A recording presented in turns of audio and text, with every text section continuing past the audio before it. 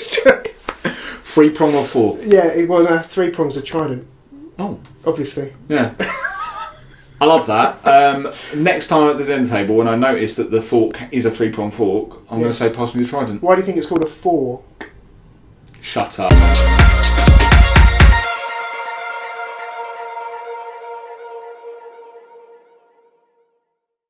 Hello, ladies and gentlemen. Thank you for coming back to the channel. I'm Dan. And I'm Dan. And we are Danipedia. So, right. We're going to jump straight in? Yeah, we're jumping straight in. We've got too much to talk about this week. There's been a lot of big movie releases this week. Some I've seen, some you've seen. Yeah. Tell me what you've seen, Dan. So, The Irishman. I'm going to be honest with you. Martin Scorsese should have made it into a miniseries. Oh. It is just too long. It's so long. And I know we've talked previously about going back to Gemini Man, the Will Smith younger body actor with Will Smith's face. Yeah, and they do a younger thing in this because I've seen the trailers. But they don't use a younger body. They just de-age their face, right? So is it like that bit in? I know we're not supposed to talk about it, but Game of Thrones.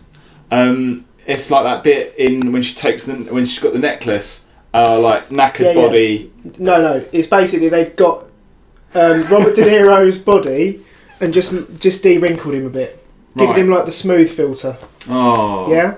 But there's a couple of scenes in it where Robert De Niro, being the tough, Italian mobster that he is, has to go and exert his dominance over another person and beat him up. But he moves like an 80-year-old man with the face of a 35-year-old. And you can just tell he's an old, decrepit man. He's knackered. He's trying to kick the guy and he's like, oh, my hip. Oh. And it ruined the whole film. And it happens like an hour in and I'm like, oh, that's ruined it. So that's kind of what, I mean... I had a lot of hype going into it, and last week we talked about this a lot. I was really hyped to see all the old squad, all the old mob back at it again with the hard gangster flavour. Yeah. And then I saw the runtime, and I was like, what is it, like 3 hours? 3.5 hours. 3.5 hours. I was like, that's a big commitment, and I tried to, and I was like, oh, I'm not going to be able to squeeze that in this week. And also, I was thinking, I think that for a 3.5 hour movie, you need to want it, and definitely for that kind of film as well. I think we're all terrible these days with picking up our phones like in the middle of a film as well. I didn't do that. I purposefully put my committed. phone. Yeah, and my wife didn't. She just literally was sat there. She was like, "Oh, it's boring." I was like, "You're not actually watching it though." There were parts which were banging. Right, there were bits where I watched it, I was like, that is cool, but I could put 10 other Scorsese movies above it, easy. Has he made a movie? Yeah, he made like 28, I think it was. But okay, well, we can't do a fun review. We've got a new review scheme as well. We should tell you about the review scheme. We have the patented Double Dan 4 thumbs scheme. So basically, anything that we're going to rate, we'll give it thumbs. So we each get 2 thumbs. And so we can each give up to 2 upvotes, downvotes, middle votes, or whatever. And that's the thumb scheme. There'll be no thumb rating for The Irishman, not yet. Maybe next week. Next week, when you've had a chance to watch it. When I can lock in for a 3.5 hour commitment. Yeah, like I said, if you watch it in, I think it works out 48-minute episodes. If you watch it in 48-minute episodes. Someone's actually got a website where they've gone, make it into a mini-series, watch up to 48 minutes, 47.5, and you can stop it at these points. Like little YouTube clips. Yeah. And, well, not little, they're still pretty sizable. Yeah. But you can watch it that way, it makes it much more manageable. I mean, it's a 3.5 hour movie that feels like a 5.5 hour movie. Oh. What happened while we're on this topic? I remember, the next thing from Martin Scorsese was going to be Leo in... Serial killer movie. Yeah, that's next. Is it really? Yeah, that's De Niro as well. What's it? I can't for the life of me remember the name of the book. I absolutely can't either. I do. The Devil in the White City. Yeah. Devil in the White City, and that's about that. What was his name? J.J. Holmes. Yes, Leo's playing him, and he was like a guy who built like a weird. You got to look him up. He built like this weird like murder mansion. Like and got like builders to build it in like blocks. And like the American what's his name, Joseph Fritzl. Was it? Basically, and he had like this whole like roots and stuff, and he had it was a guest house during the World's Fair. I can't wait for that. That's been like 4 years in development hell. I want that. Yeah. That would have been a much better thing for him to focus on. Scorsese, it's not on, mate. All right, you've got finite time left. I'm not being funny. You've got finite time left. Yeah, and so's De Niro. Pump out the bangers. Don't waste your time. If you know it's not going to be spot on, just cut your losses. Do you know what's a better film than this one from Scorsese? Is Silence, which is one that everyone hated. I loved Silence. So Silence was brilliant. Days. Silence is my jam. So Silence was a film. If you haven't seen Silence, and it definitely got. It's on Amazon Prime. Yeah, it's a Prime. You can watch it for nothing. And now. it's been sort of overlooked. And it's this amazing film. It's about Jesuit priests back in like the 15th century, 16th century. In Japan. Yeah, they go to Japan where Roman Catholicism is like illegal, and the feudal like lords. You know, this is the age of the samurai. They are not happy about Christianity coming into their wars. And it's about faith, and it's about sacrifice. It's just, but there's some cool. Man, there's some like cool. Well, it's silence, but there's some shots where you think this doesn't need. You'd think usually you would fill it full of dialogue, but you just these shots don't need dialogue. The cinematography spot on. Liam Neeson banging. Spider-Man, absolutely banging. The oft overlooked Spider-Man. English Spider-Man, English Spider-Man, first English Spider-Man, second in ranking. Yeah. Oh God. Andrew Garfield and Kylo Ren. Adam Driver's in it as well, and Adam Driver's an absolute slammer in it. It's a great movie. It's an amazing film. Don't watch The Irishman this week. Watch Silence. So, moving on. Other things in movies. I watched a movie this week. Frozen 2. My kids watched the movie and literally thought it was the best thing of all time. Look, I'm an unabashed, unashamed Disneyphile. I love Disney movies, and I think that anyone that chooses to ignore the impact, the cultural zeitgeist that has been Disney, that has shaped, now we can say it, has shaped all modern cinema. It's always been there as a consistent backbone. Anyone who chooses to say, that you might not like the movies, but anyone who chooses to not recognise that, I think you're a fool. Yeah, and they've caught up with their whole the ridicule in the background and started taking the mick out of themselves in places. Toy Story, and what sort of princess are you? In Frozen 2, there is a strong vein of that. I really don't want to spoil it. It is a film I would definitely encourage you to go and see it, particularly if you like the first film. I would say that Frozen was a cultural phenomenon. And Elsa was the best princess queen that we met at Disney World. She was well into the character. Yeah, and I think that Frozen 2 had a lot to live up to going into it. And I think at times it was living up to that, and at other times it was not cashing in, but maybe they knew it was always going to be a success. Yeah. And it felt a little bit dialed in. When the production start designing these movies, they don't do it to lose money. They know that they've got a captive audience. They know exactly what crowd they're playing to. They put a little bit of adult humour in. And the thing that they know is that when the movie goes to the cinema, that they're not selling 1 or 2 tickets. They're selling like 4 or 5 tickets in a bundle usually, because you've got parents, kids, brothers, sisters. They all have got to go and see this. And also, the other thing you can't overlook is these movies are funding our obsession. Yeah. So without the cartoons, we don't get. At the end of the day, every time I buy like Frozen merch for your children or for nieces, nephews, or if I buy a Frozen ticket, really in the back of my mind, I'm thinking, this is Star Wars money. This is Marvel money right here. This could bring back Han Solo. This is going to let them finally purchase Spider-Man from Sony. Yeah.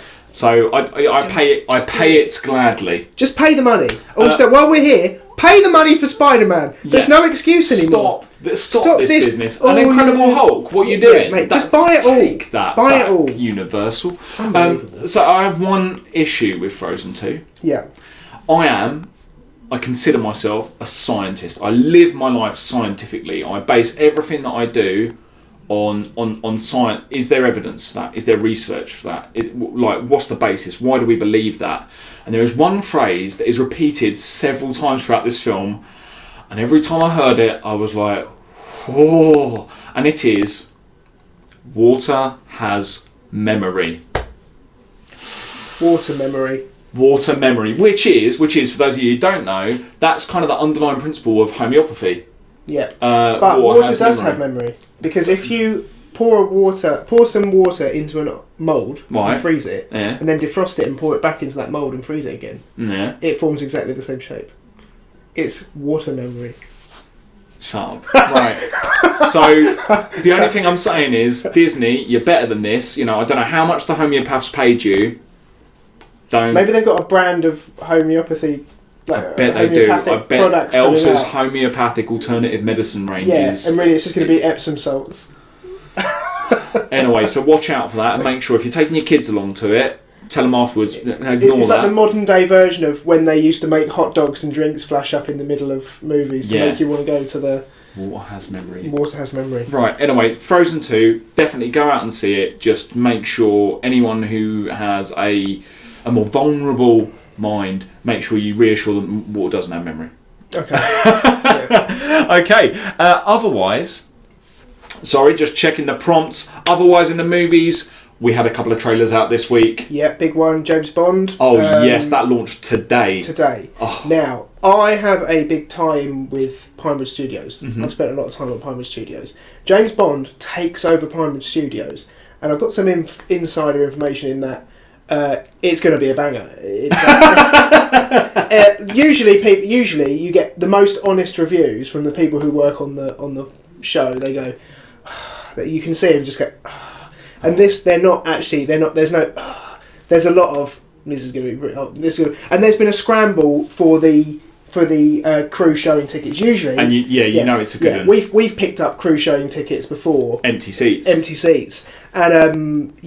there's none for this. I can't get the tickets for it, so usually I'm getting people ring me going, do you want some tickets? I'm not getting that this time. I'm quietly excited. Yeah, so am I. And I love Bond. Like I don't care if the movie's crap or not. I want to see Bond. Yeah, and I love the excitement. I love the build up. I love the heritage that goes with it, and it is a real British film. They're all British production, British locations, British funding. Pinewood Studios is obviously the home of Bond, and it's in Britain. It's just this, and the trailer looks sick, mate. Rami Malek. Yeah. Oh yeah, I'm fully in. in. Him as a villain is going to be. And amazing. We've had a little flash of Christoph Waltz as well coming back as Blofeld. So, it's going to be cool. I had an idea. I had an idea for Bond, and Daniel Craig's now admitted this. This is Daniel Craig's last Bond movie. Yeah. I had a great idea for the last Bond, for this film, to send Daniel Craig off in a really good way, because I think one thing that Daniel Craig's Bond really did is kind of subverted expectations. Obviously they made him darker, grittier, a bit more realistic. Don't get me started on the defibrillator in the car though, because in Casino Royale. Anyway, I thought that was a great scene. I thought the salt in the water was the best part. But it made it darker and grittier. He subverted water has memory. But they subverted expectations, and I had a great idea. And it's too late now. They made the movie, but no. That's the thing about Bond. It's never too late. Until that movie, this is what they're great at as well. This is why I love Bond. Is another reason. Production wise, when we saw the last Bond movie at Leicester Square for the crew showing, they had finished editing it the day before. So they film it in a relative order, and they do the edit as they go. So literally, as the film finishes. Filming, they've got like the last few scenes to edit in, and that's it. They've already got the film completely made, all because they use the cloud. They upload everything into the cloud. They've got people all over the world doing the edit and the CGI. That's tight. I like that. It's really cool, mate. Yeah. So my idea is, okay, we know it's the last Bond movie, so everyone's thinking, it's going to be some bit at the end. The last Craig Bond movie. Yeah, the last Craig Bond movie. People are thinking like, I think everyone's imagining, he's going to climb into a silver DB9 and drive off into the sunset, maybe settling down with his lady, or he'll die at the end in some sort of noble sacrifice. Yeah. How about end of Act 1? All right, they call him in because we know he's coming in from retirement. We need you, Bond. It's your old, it's your old foe or whatever. Only you know about this. They bring him in. End of Act 1. Boom, dead. What, that you kill him off in the first scene? You kill him off. No, first act. Okay. So you're like, you train him up. So you have like the whole montage, bring him back to Q. Oh, nothing's changed around here, mate. Yeah. And like he gets buff again. Past the fitness test. Yeah. And there's like a whole thing, knackered Bond. They do like an old Bond thing. Alcoholic Bond. Yeah. And they sort of like, they rehab him a little bit, and then he goes out, and then because he's a bit knackered, he does like one of those jumps. But he slips. And he slips and just dush. Falls down some stairs, broken neck. Cut to like floor of canyon or floor of like Parisian alley. Not even that, just cut to graveyard, coffin going in. Dead. Looking really solemn and like, he's dead. And then and some people in the audience will be like, he's not. And it's like, he's dead. And then they open the coffin and put like the PP, get the Wolfer in there, and he's dead. He's definitely dead. And then new Bond. Then you bring in new Bond. Because there was this thing that Dreamworld, Idris shows up. Yeah. Idris shows up and says, "I'm taking care." This is the sort of thing they're going for. Is that Bond is not a person. Bond is a code name and an identity. Yeah. I've heard so that actually, before. Daniel Craig's real name is not James Bond in the universe. His name is like Brian Smith. It'd be Scottish, so it'd be Brian. It's kind of in the universal justification for why he changes faces all the time, and why they could then cast a woman or Idris Elba, who's obviously of a different ethnic origin. Pretty dumb in a way though, because surely if that was the case, give a different code name. Yeah. And I've always said this, and this is the daftest thing about James Bond is you rock up to you're going in incognito tonight, Bond. So keep a low profile. What's your name? James Bond. Every time. It's going to get to the point where a character goes, I know a James Bond from somewhere. I met James Bond years ago. No relation. Yeah. They have to keep saying no relation. Like in that scene in Die Hard where it's like, I'm Agent Smith. This is Agent Smith. We're no relation, and they're like a completely different colour. It's I mean, the weirdest things. Surely that's got to be where it goes. Like James Bond, yes, but no relation to that James Bond. Anyway, I'm firing off my prediction now, or not. I would be pleased if they did that. I just think that's such a way of just saying, rather than them falling into some like, it's emotional, he like hands the Wolfer over. I hope they don't do the thing like, chucks the keys to the DB9 to the next person or something like that. I'm worried they're going to do that. There's heavy hints there's going to be a female Bond. I have no problem with that at all. I do. I take no issue with it. I think it'll be good if it's done the right way. They brought that strong female character in with Moneypenny. Moneypenny was supposed to be like a desk jockey, and she's actually a trained field agent. I mean, she shot him. Yeah, but she had to shoot him.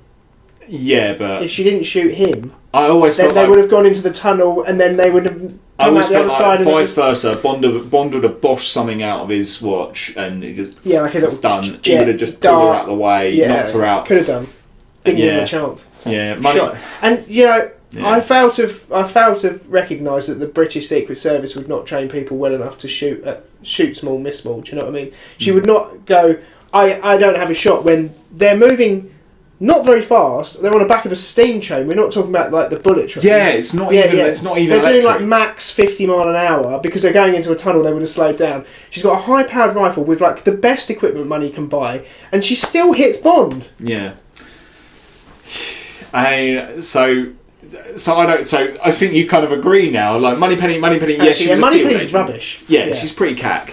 That's why she's back behind a desk. I have no problem. I have no other real objection. I have no objection to a female Bond. I think as long as they do it right, I think, in my opinion, the less they acknowledge her gender, the better. As in, I think they could do it one or two ways. They could do it as... But it's not Doctor Who. I mean, it's... What do you mean? Like a female Doctor Who came in and it was... We can accept that, because it's a regeneration thing.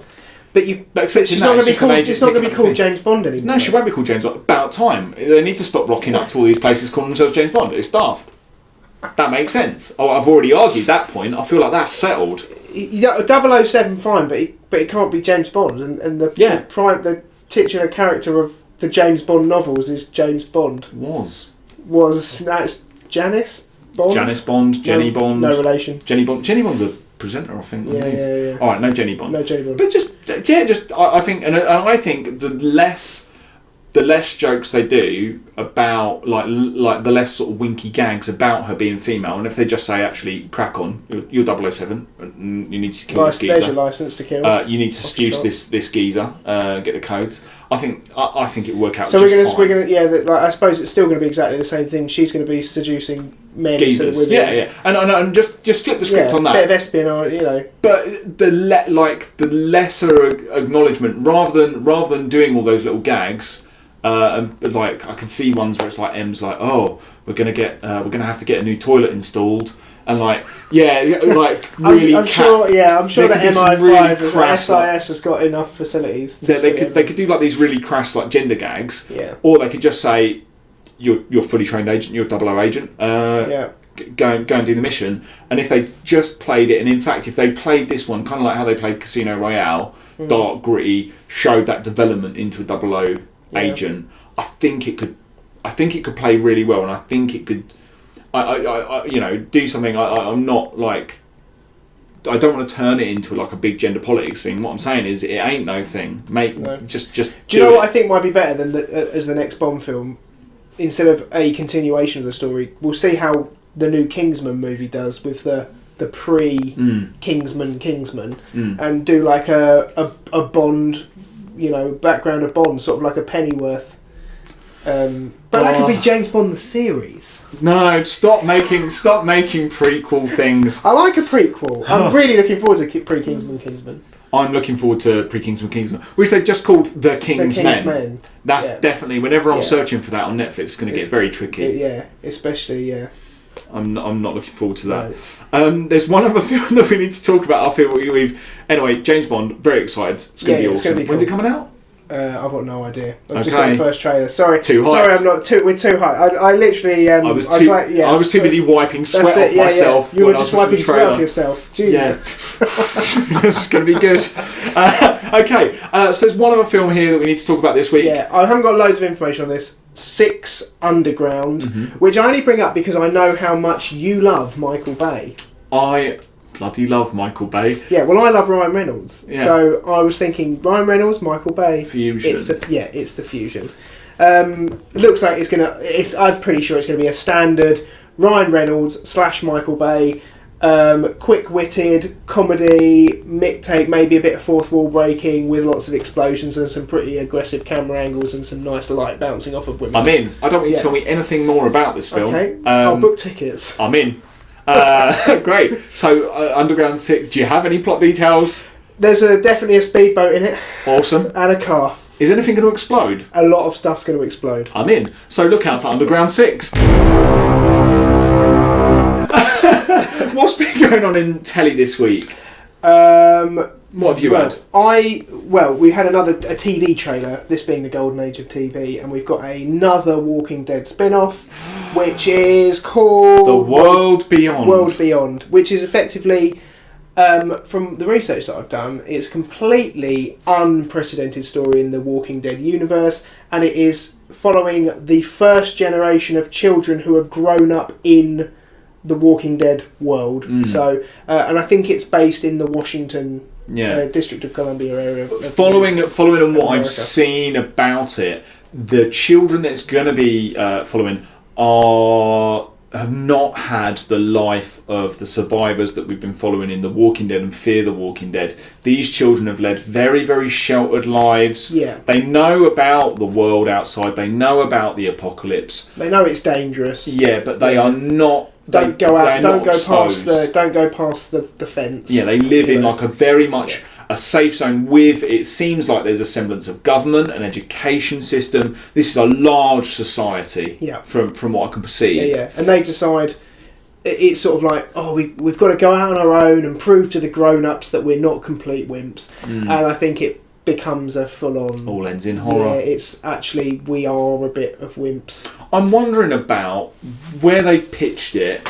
I feel like this is about 7 years too late, and this is for that sort of Hunger Games young adult market. Maybe that's you're probably not wrong. They're probably just trying to get the next generation of people to get involved with The Walking Dead so that they expand out into the rest of the universe. You hook some 14, 15, 16-year-olds on that, then they're gonna have to go back and watch Walking Dead and Fear. Yeah, and Fear's good, mate. Like, Fear is decent. Fear's overlooked a lot, and people often go, "Oh, I didn't like Fear," and actually, I always say, go and watch it. It's got some great characters. It's got better characters, I think, in some aspects. It's got a much tighter character group as well. And it seems that it's got it has slower character arcs as well. It allows for a bit more, which is, and it clears up some of the unknown storylines that we missed when Rick was in the hospital at the beginning of The Walking Dead. Yeah, you see the whole outbreak. You see literally downtown LA going from good day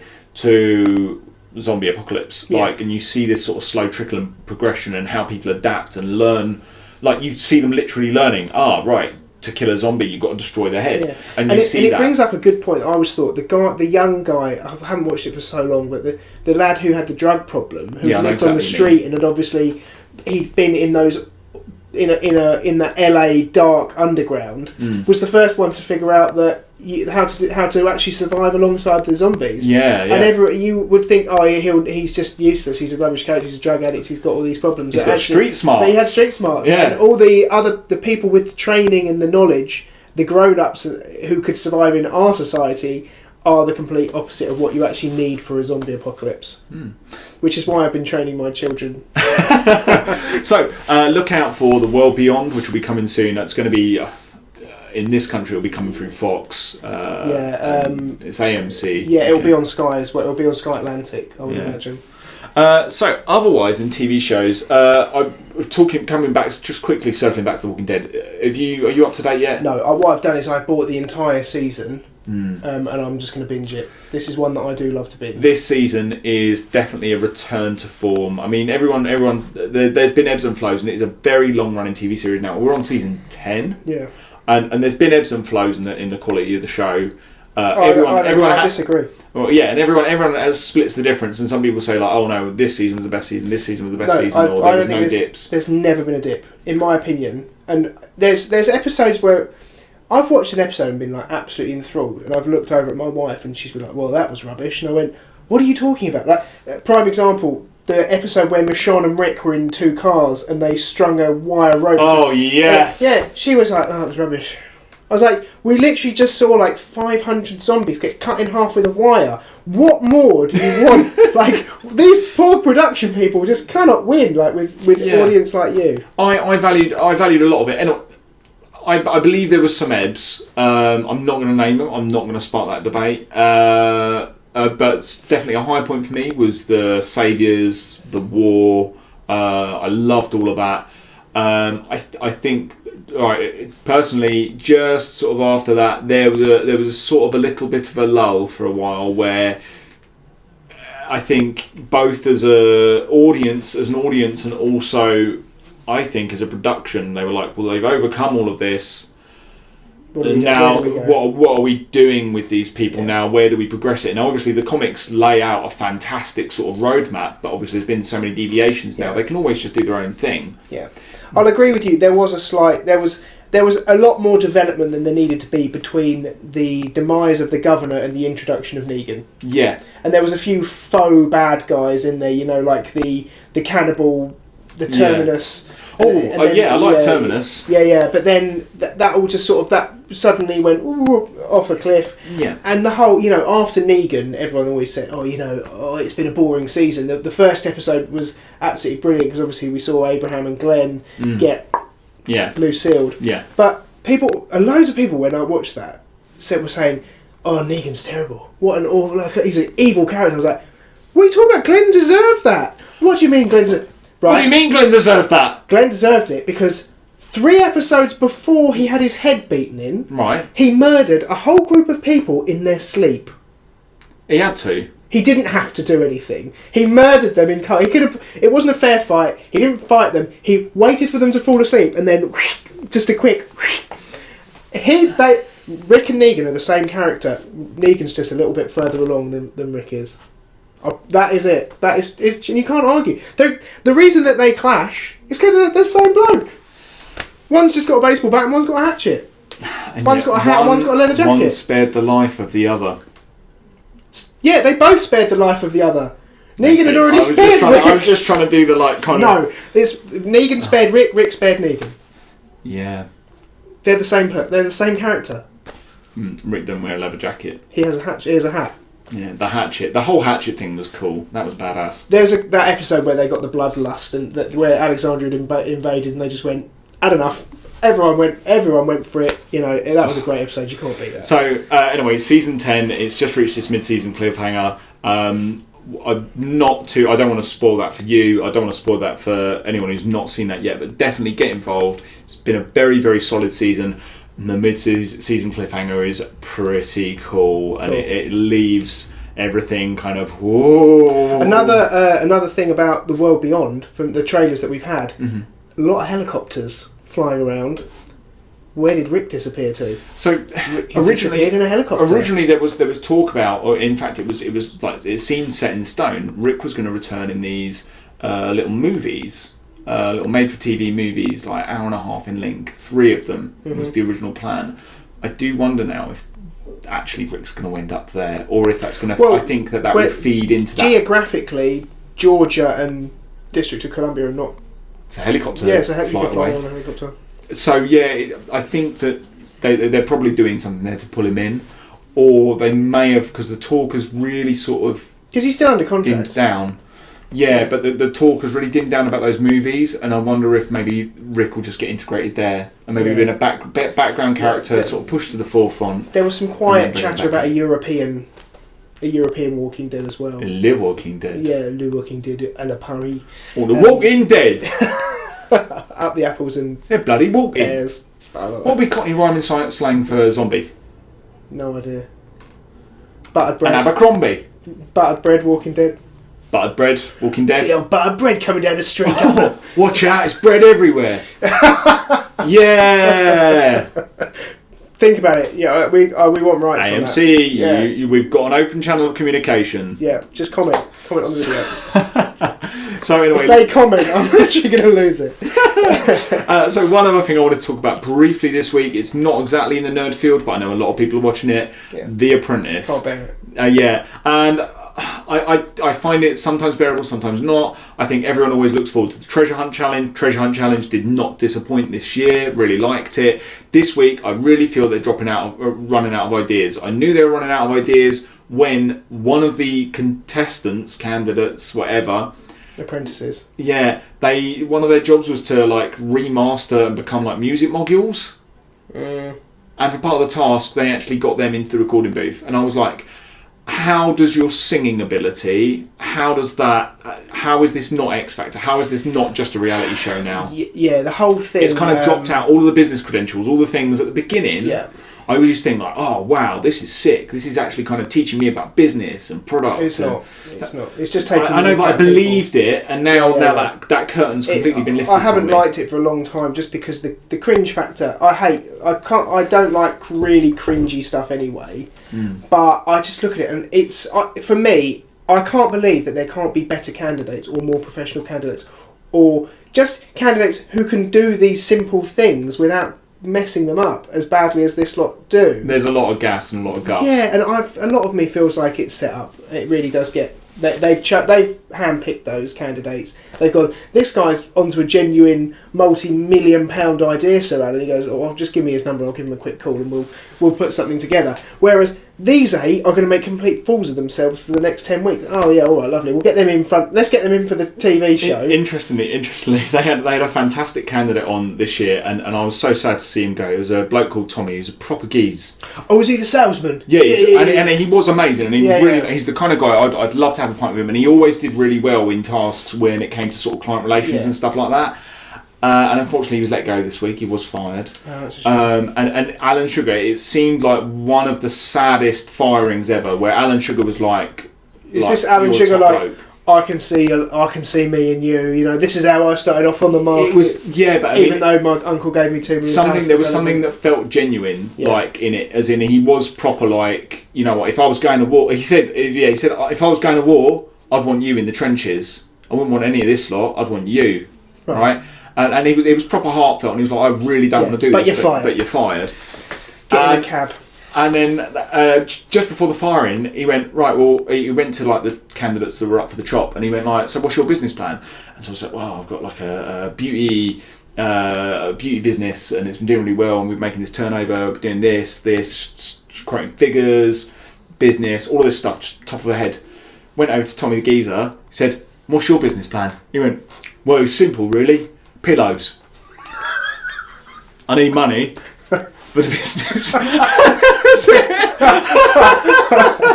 Like, that's it. Just imagine him in a board meeting, just, spider diagram, pillows. Big circle, pillows. Yeah, me, you, consumer, rich people, poor people. I don't have Venn diagram. Everyone uses pillows. Pillows. Yeah, I know. And I was like, no, but I think there's truth in that. Cause, everyone, mate, I've got like 10 of them in the house. That was his entire pitch. It's simple, really. Pillows. Yeah. But then I could walk in and go, so Adam, is my business plan. How many times a day do you use a spoon? At least once. Everyone's got a spoon. Everyone needs and it's just, it's... What's your business plan? Spoons. Simple, really. Spoons. Cutlery. Not all cutlery, just spoons. Once we've cornered the spoon market, we can move into the fork market. It's true. 3-prong or fork? Yeah, well, no, 3 prongs are trident. Oh. Obviously. Yeah. I love that. Next time at the dinner table, when I notice that the fork is a 3-prong fork, I'm going to say, pass me the trident. Why do you think it's called a fork? Shut up. No. Right. So anyway, those are the TV shows we've been watching this week. So that brings us to YouTube. Dan, what's new in the world of YouTube? Okay, so a couple of things to talk about. First of all, there is a guy that you've got to check out. We love high energy, we love performance. There's a dude called Anders Flanders, the one-man band. And Anders Flanders, the one-man band, is amazing. He is basically a nutty, I think, he's got the name Anders. He's going to be Scandinavian. I'm guessing he's Scandinavian. And he's just a one-man band. Just a one-man band? I've got this image of a Scandinavian Dick Van Dyke. Yeah, he's kind of got a modern twist. So he wears a crash. He wears like a crash helmet, but he's just like a busker. He's one man band. He's amazing though. He's a really, really good high energy one man band. Does some amazing covers. He's got real good skills. He uses like electronic stuff, so he uses like loopers and stuff like that. Cool. But full one man band attire. Like as he walks down the street, you hear donk, donk, donk. Right, yeah. Proper one man band. Bass drum on his back. Sort of yeah. He's tooled up. He's good to go. He's tooled up. He's very very different around here. Yeah. Just wanted to give a quick shout out to him, Anders Flanders, the one man band. Check out his videos. Yeah. Because have you seen the 2 cellos?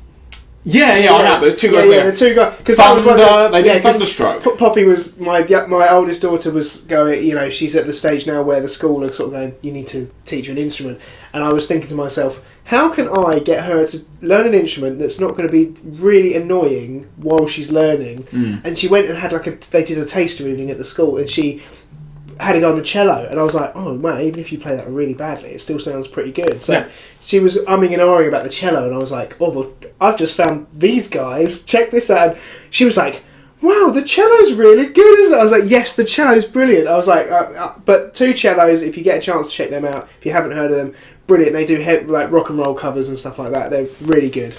So otherwise on YouTube this week, watching anything else? Let's ask, how's our friend doing? Hey AC Family. AC Family. This week we had a midweek episode, which was pretty cool. And not only that, if you watch the whole way through, there's a hidden video for the people that get to the end. Oh! It's just so cool. It's the gift AC Family. AC Family. So we went to the Emerald Empire. Oh, right. Which is Is this a new place that we're visiting? No. This is built. Yeah. This is one that hasn't been visited for a while. Oh, okay. So, not only that, this week I joined the AC Council.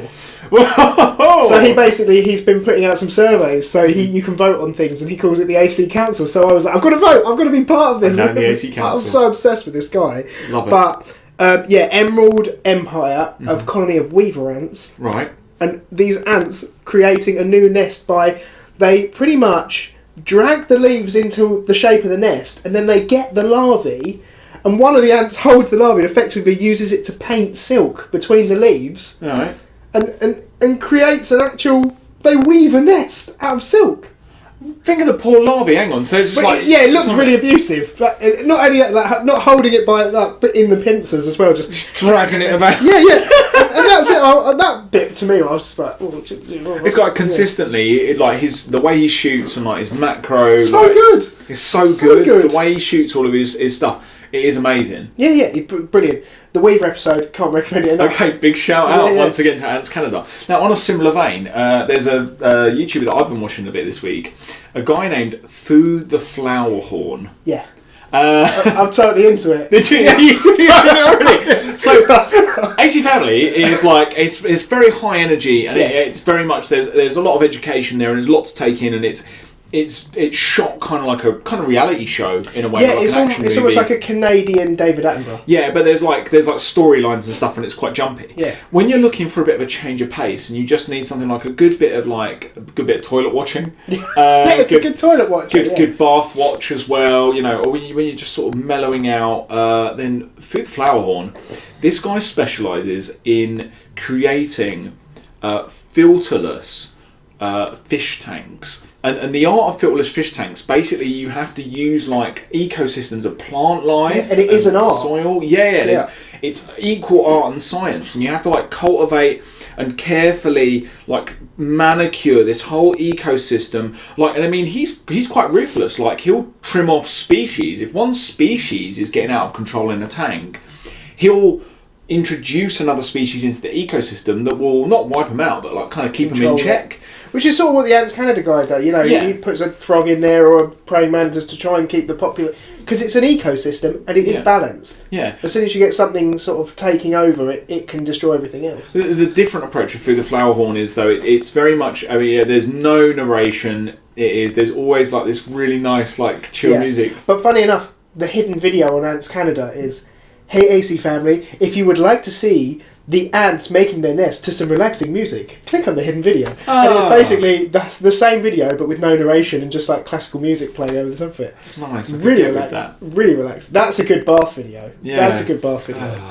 So anyway, check out Foo The Flowerhorn if you want to learn about like ecosystems and plant life and fish life and how they all interact, and you're looking for something a little bit more mellow. Yeah. Off the back of Foo The Flowerhorn, all the recommended videos were literally about guys who have got these flowerhorn fish, and I've just literally I've sat there like yesterday, just there's another. I must have spent like 3 hours watching the YouTube black hole. So funny enough, the YouTube black hole of flowerhorn fish was much more manageable than the Irishman.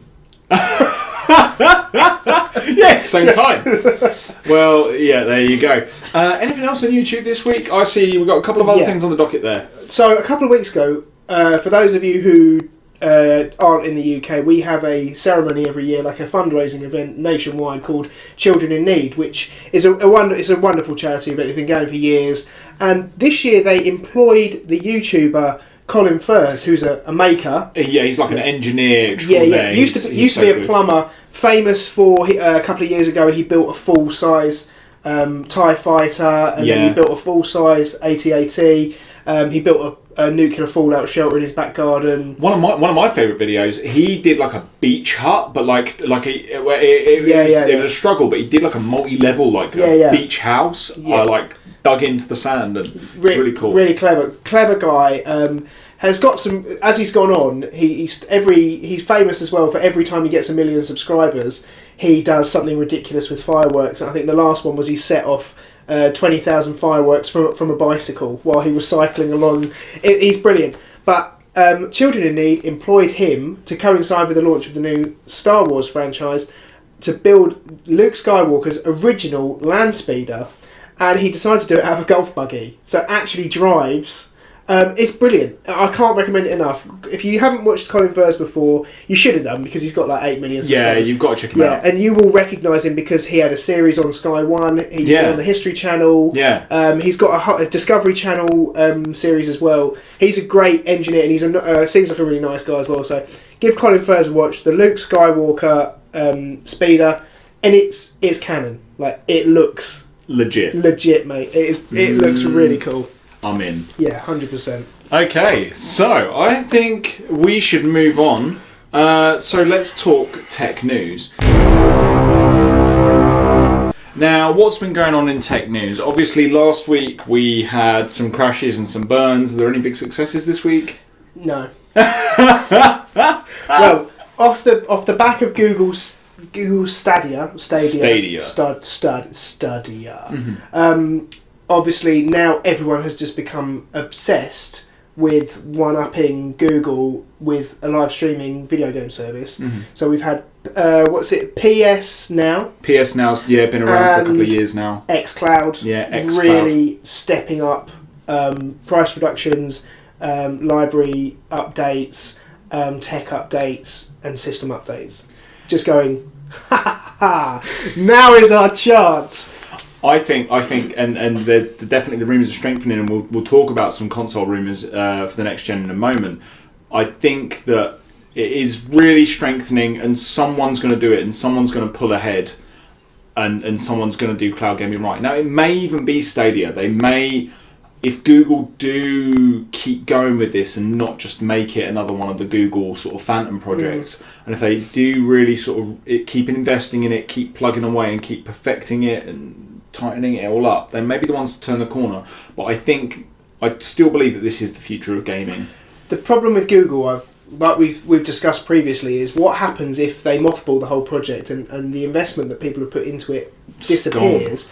You can't then sort of stand in protest against Google. No. Because you need Google. Like, yeah. What are you going to do? Boycott them? You're not going to use Bing. Yeah. Are you? I mean, the best thing about Bing is that you get a nice picture with an interesting fact, which Google do as well. Every single day.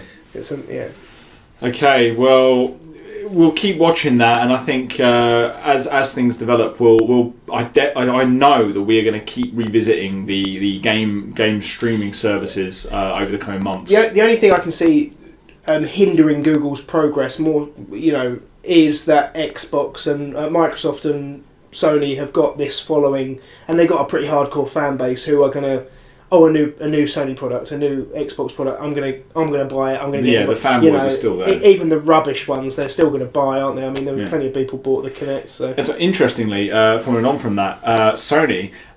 They got a Guinness World Record this week. They received a Guinness World Record for the best-selling console. I think it was console manufacturer, because PS1. I'm not sure if it fully won out in the console wars or if N64 just topped it. PS2 by far, as in PS2 sales, I think are still ongoing. There are some markets where the PS2 still sells. At the time of its release, there was just nothing else that compared, was it? Yeah. It was just, but it was double the bit rate of everything else. Yeah. And no one could compete. And the PS4 now is of this generation, is by far eclipsed its nearest rival, the Xbox One, and is the biggest selling console. So they got this Guinness World Record, and it coincided, and I don't know if money changed hand or whatever, but it coincided with the 25th anniversary of PlayStation. And that sounds legit. Yeah, sounds pretty legit. I mean, but they are the biggest console manufacturer now, which is kind of strange when you think about it, because they were I suppose Microsoft came in after them, but they were late to the game.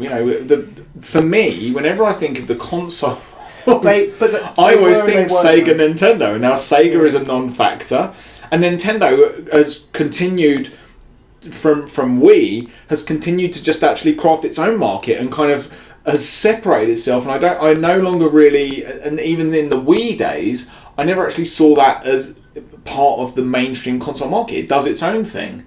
Yeah, and I think because you've got these two. The difference is it's a grown-up market in Xbox and PlayStation, and it is a grown-up gamer market, whereas Nintendo's always been a little bit more for the younger. That's the sort of thing you would buy for your kids. For the casual gamer as well. Yeah, for the casual gamer. Yeah, I mean, don't get me wrong, they're trailblazers when it comes to the actual design of the game.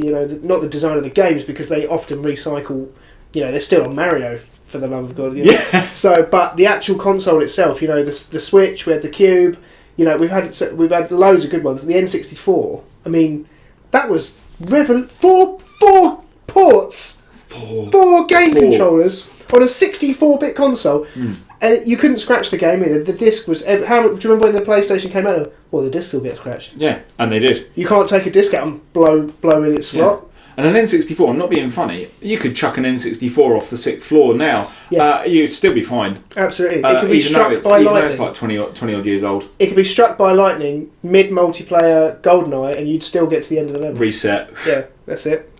Oh, sorted. No loading times as well with the cartridge system. Yeah, absolutely brilliant. And I wouldn't mind a regression back to that. Yeah. I wouldn't mind a cartridge regression. So let's move on to some next-gen rumours. PlayStation V. 5. The Roman numeral V. So I take these rumours. So the rumours this week, some photos appear to have been leaked of a dev kit, a PlayStation 5 dev kit, which is we know they're out there. We know obviously both major consoles this time next year will both be out and in the wild. This time they'll be released. Massive.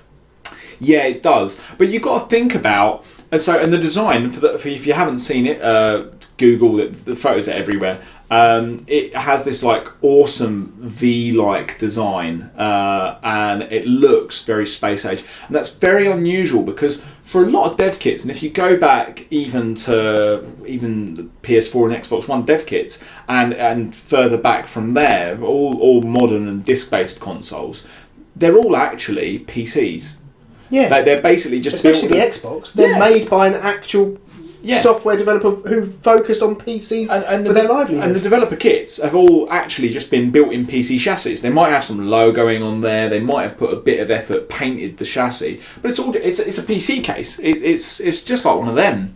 But they really, with this design, I feel like they've made like a really big statement, and I think there's no way that they didn't want people to take photos of those. I feel like something so screamingly obvious. They wanted people to take photos of those. Yeah, they did, and they did nothing to try and cover it up. No, they wanted them out there. They want to start flexing now. Yeah, which leads me to believe that with this happening, we're just ready. They're going to bring this out, and it's in the background. They're going to go, "Oh, we're not going to do another Spider-Man." Here's your new console, no Spider-Man, and that'll be it. But it's I haven't bought a games console for a long time, but PlayStation is my go-to. I mean, I've had them all. I've had Dreamcast. There's always one where you feel at home. Yeah, do you know PlayStation, especially PlayStation 2? Yeah. For me, that was the teenage one for me. So if I think I may give PlayStation 5 now I've got a bit more income. Yeah. Now I can afford to do my own thing. It's maybe PlayStation 5's where we go. One other thing I will say, so pinch of salt with that. As I said, I was talking about other dev kits, and other dev kits look like PC chassis, for goodness sake. I'd like to see us see through all the gubbins working, and it just with much like your PC setup, backlit, motherboard, disc spinning. It would look horrible, I reckon. I don't think it. You can't tell these me. These are all glamour components. But you can't help but think that surely somewhere in the echelons of the Sony world, they've got someone who can make a console look nice if it's see-through. They could probably do that. Of course they could do hassle, that. Though. Even if they put a hologram over the disc or something, so it was really cool. I like to think it's function. It's function over form, and this brings me back to that point of take a look at of wood. Then. I think I have a strong suspicion, very very strong. This is nothing like what the final console looked like. No, absolutely not. But the only one that looked vaguely like its counterpart was the PS2 dev kit. And the PS2 dev kit did just look like a hench. It looked like a hench PS2. Yeah. But all others have looked like PC chassis. And I don't think that this is... it looks very cool, but it's not going to be anything like the final product. And beyond that, I still believe that cool V shape is still... function over form. Even it is known, and what a lot of developers will do is they'll have several dev kits sort of all stacked up, particularly if they're doing things like multiplayer and stuff like that. With this unique sort of V design, what it actually does is it allows for a big beefy intake when they're stacked up like that, because air can go in to those components there. Yeah, so, rather than having like a big stack onto each other, rather than having to put a big block of aluminium in it. Instead, you've got all this air circulating within, and it's a design. It's vaguely similar to the... Do you remember the Mac Pro design? Everyone used to joke it looked like a dustbin. Yeah, that's right. Yeah. Kind of same principle, except that was all enclosed in a cylinder with like a hole in the top for air. But as I say, that V sort of allows, if you're all stacked up, for air to sort of circulate through.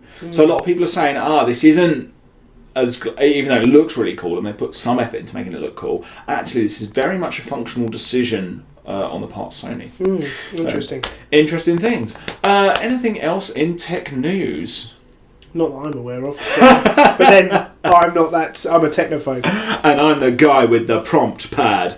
No. So otherwise, we're going to move on now, and we're going to talk about the science and technology news. Video games. We missed video games. Oh my god, we've spent so much time talking about video games. Yeah. I'm so sorry. Espire 1, which looks pretty cool.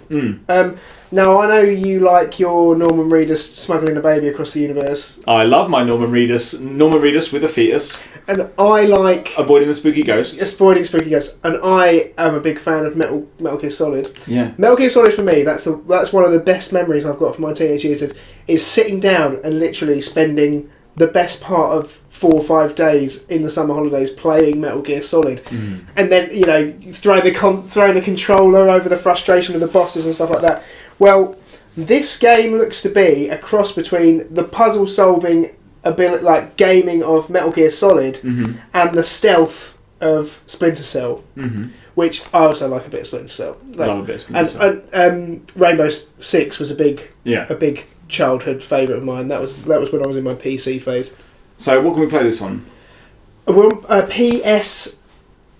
No, we're not. We're on Oculus and PSVR. Don't worry, baby.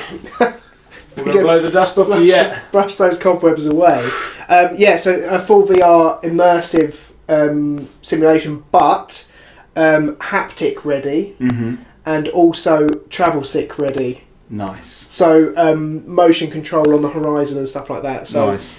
You've got constant movement and things like that. So which is when I've tried VR in the past, the travel sickness is the thing that really gets me. Yeah, I know it's so stupid, but at the same time, I'm just one of those people that's prone to travel sickness. And there was a long time, and it took me a long time to warm up to it. But I'm talking, I would sort of powered through, and I would have to do. I would start with like 15-minute sessions, 15 minutes on, 15 minutes off, and then half an hour, and then I knew I'd hit sort of peak VR when I sat on the Oculus and I played Skyrim for the 11th, 100th time. This was the 11th, 100th version I'd ever bought, but I sat in Skyrim for like 4 or 5 hours, and that was scary. That was when I was like, oh, VR is dangerous. Yeah. Because I forgot to eat. Well, it's the video game. Lunch. It's the video game equivalent of a casino. Yeah, because you have no perception. Yeah. And I'm sort of guided by the day-night cycle of Skyrim. I was just like walking around, questing. And I didn't realise 4 hours had gone, and I didn't have my watch on or anything. I completely lost myself. Yeah, and that's exactly what they've designed to do. Oh. Yeah. But it's awesome at the same time. It looks cool. Yeah. It looks like it's that every game that seems to come out is another little step up. Is that out now? No, it's released in the new year. I think it's released in the new year, yeah, but it looks cool. So there's another very, very good VR game that is coming out very, very soon, and it's by Stress Level Zero. I think it's by Stress Level Zero. It is by the gaming company that's associated with Node Gaming Channel, and they. Oh, I'm gonna hate myself for forgetting the name, but they have released a game this week which looks awesome. Boneworks. And it's fully integrated with the new Vive control system, the Vive Knuckles. I think there's a cooler name for those. And this game has everything. You can slow down time, you can speed up time. The way you interact and the sort of presence that it gives you in the world looks unreal. And I'm looking forward to playing that definitely over the Christmas period. I'm going to get that in. I think we need to have a day we need to go to like a VR con and just have like a day trialing all these things. It'd be VR Con's here, baby. VR Con. VR Con at Dan's. So I was thinking more like XL. Oh. Sorry, bad. So what's been going on in the science world? Oh, there's been a near collision of an asteroid with Earth. Okay. Which actually, I say near collision. In 2 days there'll be a near collision. It's fine. We've got 2 days. So, yeah, we've got 2 days to get this out, get it published. Don't worry. I've got a plan. Okay, what is this plan? All right. Oil drillers. Yes. Okay. Right. What are they going to do? Okay. We've got 2 days. That's fine. 2 days is 2 days is 2 nothing. days is more than enough. All right. Give me come together, a little montage. I can get come together by the Beatles. Yeah. Over a little montage. I'll get them trained up. I'll get them astronauts. Send them up with a nuke. Send like an astronaut with them, just one, maybe two. Yeah. William Fitchin will do. Well, he's a good astronaut. Yeah, and send 2 crews. Wait a second. Are you talking about the smash hit movie by Michael Bay called Armageddon? Yeah. Okay, well actually it's good that you mentioned that because NASA are launching a satellite which is going to study an asteroid called Didymus. Mm-hmm. Now there'll be 2 satellites on this, and they are effectively going there to study how we can deflect asteroids away. And I can't remember the exact name for it. It's AIDA, the Asteroid. Destroying army. Quick, I've got to get the reference up. Quick, get the reference up. It's going to kill me otherwise. But it is the Asteroid Impact and Deflection Assessment Satellite System. Awesome. So yeah, basically they're going to send these satellites out. They're going to study how we can effectively do this. There's been a theory come about recently that our magnetic field may actually be a better thing than we could ever design. The magnetosphere. The magnetosphere. It's what causes the northern lights and the southern lights. Yeah. So effectively, these asteroids are appearing to come close to our planet, and it's a near collision. What's actually happening is they're getting brought into our atmosphere by the magnetic field and then just slingshotted out again. Right. So every time they come nearer to us, they actually deflect. It changes so like when you like layman's terms, simple it down for Dundan. But like when I try and push both my headphones together, and they want to come together, but then they go pew. Yeah, pew, yeah. And it's like they enter into that. If you get a balloon charged with static and put it near running water, and the water bends away from it. Yeah. So it's effectively that, but on the off chance that the meteorite is so heavy and big that it's not going to ever do that, it's not going to slingshot past because of our gravity or because of our magnetic field, scientists want to know how to take a group of untrained astronaut miners into space. Are you kidding? Oh yeah, my God. I am actually kidding. That's never going to happen. But they want to come up with a solution should this ever happen. Whether it's, Lord, we design a whole load of probes that can drill bombs into these and blow them to smithereens and whatnot. It's going to be exciting. It's my favourite. It's pretty cool. It's going to be pretty cool. As long as it's not that lame one in the beginning of Armageddon. There's that one where the dude's like, we're going to deploy... He's like a proper nerd. Yeah. I think his name's Nerdlinger. Professor Nerdlinger, what's your idea? This is before the smart person in the room, before Billy Bob Thornton says, we drill. We drill. This guy's like, mylar sheath will be deployed. A canopy will deploy after the asteroid. I don't go with that one. Don't listen to Nerdlinger's plan. But what we could do is we're selling mining robots. These mining robots are going to land. They're going to drill. They're going to plant a nuke in the middle of that asteroid, and they're going to blow it to bits. It's still pretty cool, even though Bruce Willis doesn't die. Who's going to make the sacrifice? I need someone to make the sacrifice at the end. Yeah, it's just we're just not going to do that, because why would we do that when we've got drones? I kid you not, every single time I watch Armageddon, and I don't watch it as frequently as I used to, I save it because it's so special to me. For Christmas. Same as I do with Die Hard. Yeah. I know, genuinely, I was actually I'm building up to watching it again. Yeah, so am I. To Armageddon. We have an Armageddon special. Yes. Right. Why would we not? Next week, Armageddon Christmas jumper special. Okay. Can you get Armageddon Christmas... What? Can you get Armageddon Christmas jumpers? I've already got my Star Wars made up. Oh my God. Merry Forceness. Look, I would love to, and in fact, I think we should at least, if not a special, I'd love to dedicate a video to Armageddon, because there's so many things to discuss about that film that I have. But what I will say is, at the end of that film, even talking about it now, right? I'm not kidding. For reals. There's a tear in his eye. For reals, right? Tears in my eyes just thinking about the brave sacrifice that never on that soundstage in Louisiana. The brave sacrifice that man made. Unbelievable. It's that bit. Well, either way, going back to actual science, to real life, yeah. There is going to be an asteroid passing very close to our planet, which is the size of a pyramid, of one of the pyramids at Giza. They say it's very close. It's actually 5 million miles away. So not a stone's throw. You couldn't do it. You couldn't do it in a car. But I see what you did there, stone's throw. Yeah, it's not a stone's throw. Boom, boom.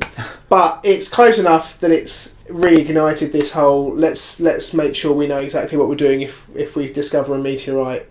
And the worrying thing is they didn't discover it that long ago. They sort of went, it's a close one. It's a close one. 5 million miles, but. You know, it's hairy. Yeah, but it's still pretty cool, isn't it? I quite like it when it keeps you on your toes. I'm down, and I can't wait to see. I hope that they kind of open source that and kind of get people to do like public presentations on their things. Kind of Dragon's Den. Yeah, well, it would be leave your designs in the comments, and we'll get back to you. Like from NASA. Yeah, it'd be great. I want Brian Cox on the judging panel. Yeah, obviously, yeah, and then someone completely left field like Ozzy Osbourne. Yeah. Oh, and my boy Neil. Yeah. Got to have the NDG. Well. NDG. NDT. Yeah. I was thinking Neil Patrick Harris. Just as good a judge, surely. Yeah, but he's just got to pop off some magic while he's doing it. Anyone else? No, they're all dead. All the good ones are dead, aren't they now? I probably... Well, I can tell you who's definitely going to want to be there. Who? Donald Trump. Yeah. Not only is he the president, he's also the American Alan Sugar. And he's the commander-in-chief of the Space Force. Is that a real thing? That's what he called the thing. He says, "It's going to be." I can't do a Trump impression. I'm really annoyed that I can't. Force. It's going to be really good. It's going to be amazing. It's going to be the best Space Force that you ever see. It's going to be Space Force. And that's what he's called. It's going to be the world's greatest Space Force. He signed one of those things. You know when he signs those things and he shows just tweet it. No, it was a real thing, and it's like, it's Space Force, and that's what they called it. Space Force is pretty cool. It's cooler than... Space Force! It's cooler than, like, just NASA, isn't it? Space Force. Yeah, it's pretty cool. Either way, going from Space Force, which is clearly an elite thing, we go to the Indian space program, which is not as good. The Vikram space moon lander, which was launched, broke up a few months ago. Disintegrated. I remember that. They found the wreckage though, which is nice. How's it doing? Yeah, it's on the moon. It landed on the moon, so I think they're probably going to put this one up as a success. There's one on the board. I'd call it a win. We're on the moon. We got a moon lander. Got there. It's on the moon eventually, in a lot of more pieces than we intended. Yeah, but it's a step in the right direction, isn't it? At least they got it off the ground. Yeah, people in glass houses can't throw stones. Shouldn't throw stones. I think we all remember, what was our probe called? The one. Oh, the fella was moving it around in a shopping trolley before it was launched. Yeah, that wasn't as professional as it should have been. There's probably a reason that it did break up, and that is because it was transported to the launch pad on a shopping trolley. Yeah. Whereas NASA transport them on multi-billion-pound. I'll give the Indian space program its dues. I think they're doing some good work, but there was that American. Was it launch air ready? Launch air ready. It rings a bell. What was Launch Air Ready? His idea was he was going to tie helium balloons to his lawn chair and take a rifle with him and shoot the balloons out when he got too high. But he didn't go with normal helium balloons. He actually used meteorological balloons. Went all out. Yeah, he used two of them, and one of them would be in the atmosphere within moments. Like flew through flew over LAX airport, and through like restricted airspace on a lawn chair, and his air rifle effectively was pointless. Yeah, complete breakdown. So note to all of you guys out there, if you're planning on tying helium balloons to a chair and floating the chair, don't use standard meteorological study balloons because they are far too powerful. Jeez. Fairly famous story. It's on the internet. Have a Google of it. I'm sure it's launched here already, but it's worth the read. He's a good guy. So finally, and sticking to the lunar theme, what have the Dutch been up to this week? The Dutch have teamed up with the Chinese and have launched. Well, they launched it a while ago, but it's come online this week. It's a radio telescope on the far side of the moon. Nice. We haven't really got any imagery yet, but it's early indications are that this is going to be able to give us a far clearer view of the universe than we already have, and it will be a much better point of view for planets that are possibly able to support life, which we're excited about, aren't we? Yeah, we love the idea. That. Yeah, but also planets that we could possibly terraform. Because I love a bit of terraforming. Love it. It never ends well. No. But I do enjoy it. The Martian. Didn't end well. No. Alien. Didn't end well. Didn't end well. No, it never ends well. Terraforming never ends well. But either way, I like the idea of it. What was that other one? What's the one with Val Kilmer? Yeah, that's exactly what I was thinking about to... Red Planet. Red Planet. Worked perfectly. Worked great. Apart from that dog that was hunting him. Yeah, didn't have a great time because of that dog. Yeah, but that was a Black Mirror moment anyway. I'm sure they based a Black Mirror on that. They did. That dog just wouldn't stop. I think it's a bit of a rip-off of it. That's one of the best Black Mirror episodes Love as well. that. That was Red a really Planet. good one. Yeah. Yeah, Val Kilmer. That was before he got fat. Alright, can we roll up the thumbs rating for the first time? Val Kilmer, Red Planet. 4 stars. 4 thumbs. 4 thumbs. Well done, Val. Go. That's our first Not a great review. Batman, though. Not a great Batman. Yeah. Batman Forever review. 4 thumbs down, Val. Sorry. That averages you. Whoa. Oh, you're going for. Oh, I'm still going 2 thumbs down. I'll give one of them and one of them. Mr. Enigma. Yeah. Yeah. Terrible film. But Jim Carrey's Riddler.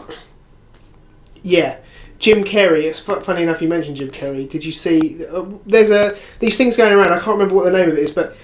The memes. Are you thinking of memes? No, I'm not that old. It's where they do a video and their faces blend into. Yeah. Yeah, and he did Jack Nicholson from The Shining. Yeah, I have seen that. Really good. Like, really scary. It's really terrifying. And now, the more you think about it, the more you think, yeah, Jim Carrey would be incredible in a Shining remake. He would have been better than Ewan McGregor. Yeah, I haven't watched Doctor Sleep. Neither have I. I'm not going to because it looks rubbish. Yeah. Yeah. I might watch it if I'm bored, really bored in about 5 years' time. Airplane movie. Yeah, Airplane. Yeah, something like that. Anyway, so that brings us to the end, doesn't it? Yeah, so rounding things off, thank you so much for watching again. Thank you so much for sticking it to the end. You're a true hero. If you made it this far, then you get to see my secret hand gesture. Ex-Space Force. Ex-Space Force. And you're now part of the DP family. We can't say DP. Okay, let's we get demonetised. Don't worry about that. The Danipedia family, Dan fam. So thank you so much. No, genuinely, thank you so much from me and Dan. You're awesome. Please keep liking, subscribing, tell your nerdiest friends about our show, and we'll see you in the next episode of the Danipedia.